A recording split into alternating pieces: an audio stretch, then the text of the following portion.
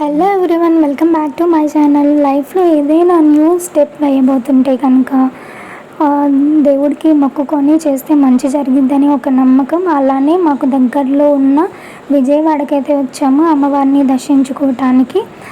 విజయవాడకి వచ్చి అలానే వాటర్ ఫ్లో అవంతా కూడా చూసాము. అమ్మవారి దర్శనం అయితే మాకు చాలా బాగా జరిగింది.